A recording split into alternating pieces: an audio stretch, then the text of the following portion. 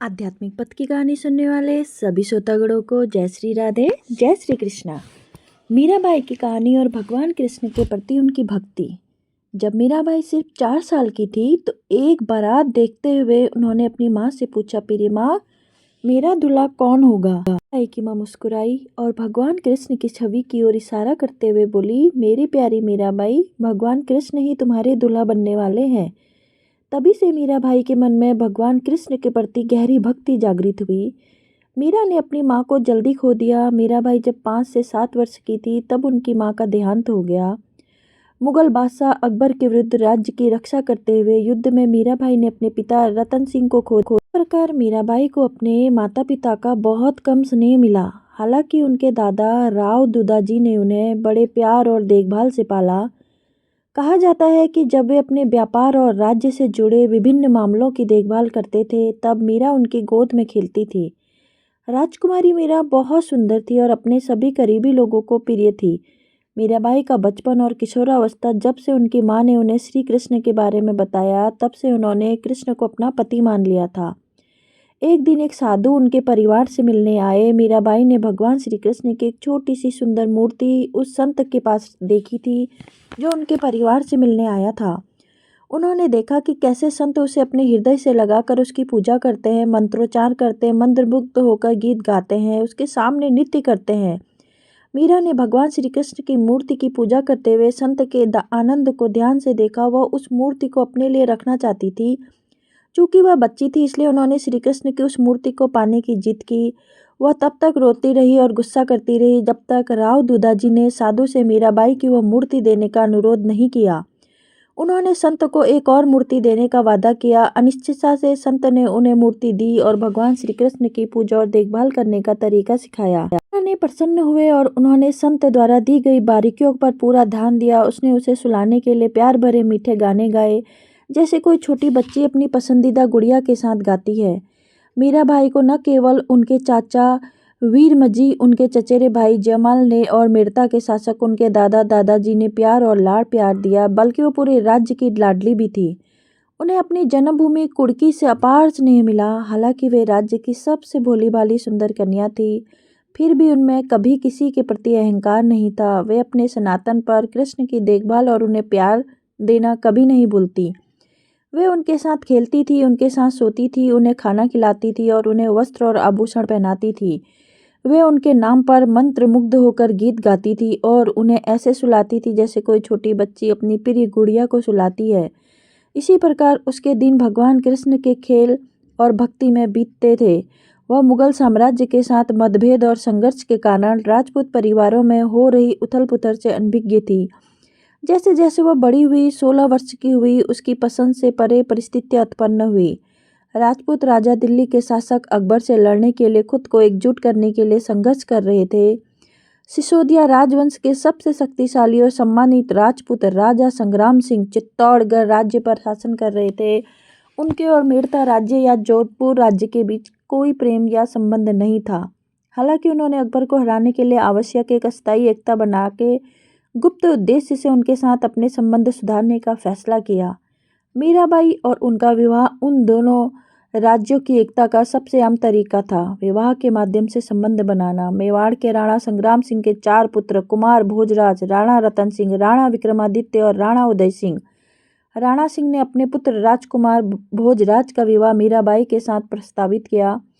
इस प्रकार राजपूतों के 2 सबसे शक्तिशाली राज्यों के बीच स्वस्थ संबंध स्थापित हुआ। दुर्भाग्य से उन दिनों में लड़कियों की शादी में बहुत कम बात की जाती थी।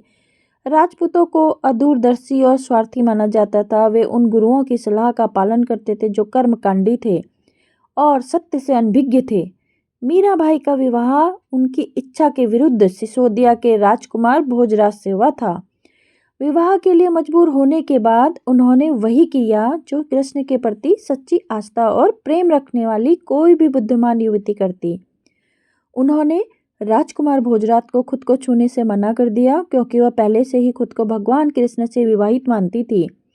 पहले तो सिसोदिया परिवार ने किसी से उन्हें गंभीरता से नहीं लिया। ये व्यर्थ में आशा करते हुए कि अंततः यह जानकर मान जाएगी। उन्हें मनाने की कोशिश की गई, धमकियां दी गई, उन्हें कष्ट पहुंचाने की कोशिश की गई, यहाँ तक कि उनकी हत्या करने की भी कोशिश की गई। यह सर्वविदित है कि ऐसे कुल में पारिवारिक जीवन में ज़्यादातर ससुराल वाले मीराबाई की अवज्ञा और उनकी बात न मानने का बदला लेते थे।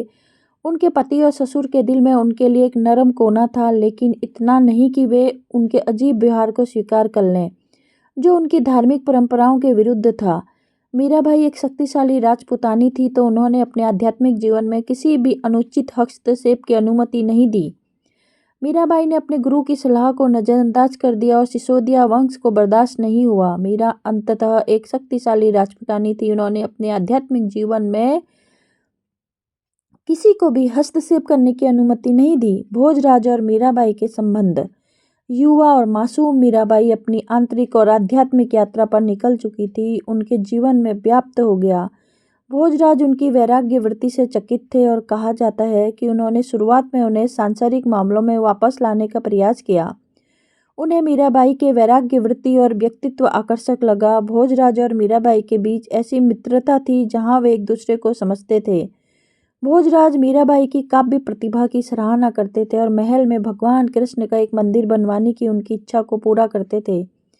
यह भी ज्ञात है कि उनकी ननद उदाबाई ने मुख्य रूप से भगवान कृष्ण की निर्दोष प्रेमिका मीरा को बदनाम करने की साजिश रची थी।